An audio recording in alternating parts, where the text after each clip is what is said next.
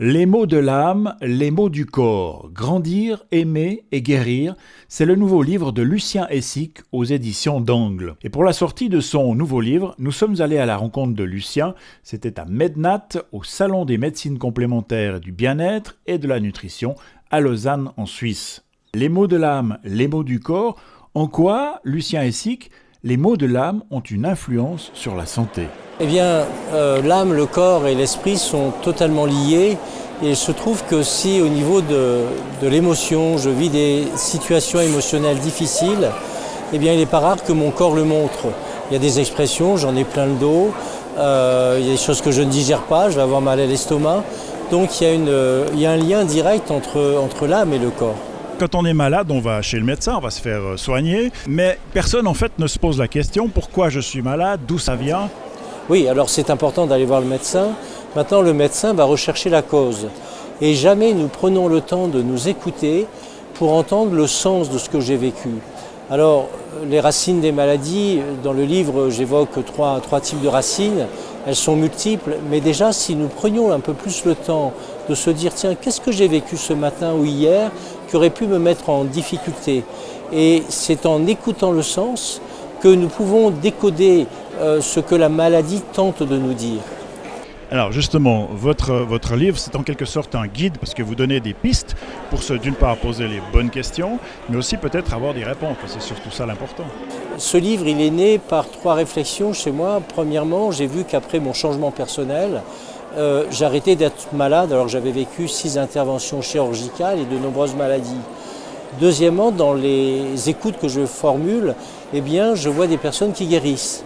Et puis ensuite, ce qui m'a beaucoup interpellé, c'est l'épigénétique, de voir comment, en soignant notre environnement, nous pouvons guérir, nous pouvons améliorer notre état de santé. Eh bien, ce qui est très important dans ce livre, je donne bien sûr quelques objectifs, quelques balises, mais ce qui est important, c'est justement d'apprendre à sortir du mental et d'aller mettre en relation ce dont nous souffrons avec ce que nous avons vécu. Je vais vous montrer quelque chose de simple. J'aurai besoin de 3 personnes. Qu'est-ce qui veut venir ici? Voilà. Alors je vais mettre monsieur ici, voilà. Et je vais mettre à côté quelqu'un qui peut représenter une maladie. Déjà, vous voyez, je différencie la personne et la maladie. C'est-à-dire, nous ne sommes pas des asthmatiques, nous ne sommes pas des diabétiques. Nous sommes simplement des personnes qui souffront de quelque chose. Si vous dites je suis diabétique ou asthmatique, vous mettez une étiquette. Maintenant, derrière la maladie, il y a un sens. Il est là, le sens. C'est-à-dire que la médecine traditionnelle cherche la cause. Ici, je vais vous proposer, et dans le livre, je donne des outils pour essayer d'entendre le sens de ce que je vis. Eh bien, voyez, si tout de suite je soigne cette maladie, qu'est-ce qui va se passer? Je vais bâillonner le sens. Est-ce que c'est clair? Et donc, quelque temps plus tard, ça va ressurgir. Alors, je ne vous dis pas de ne pas vous soigner.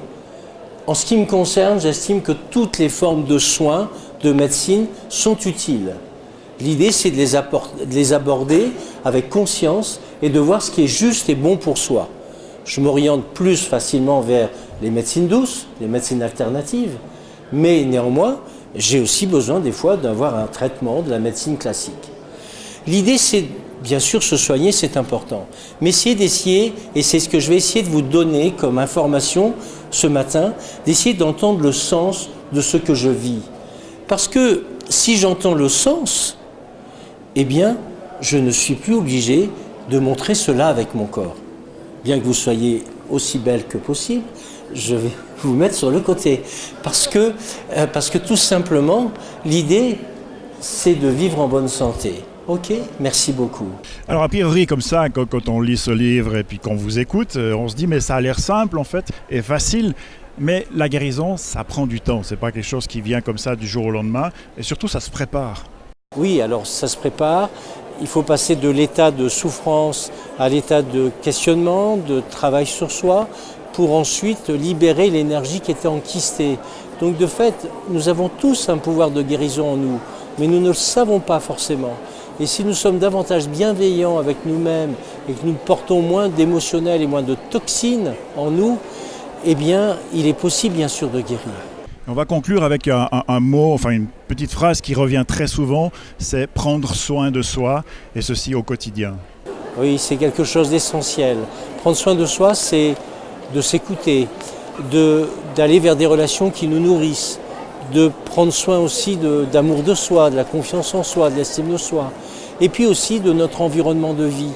Et c'est vraiment important d'apprendre à manger beaucoup plus sainement, à faire un peu d'exercice. Et aujourd'hui, avec les médias centrés sur le monde de la santé alternative, il y a beaucoup de recettes qui permettent d'être davantage soi-même et de vivre mieux en santé. Merci beaucoup, Eric.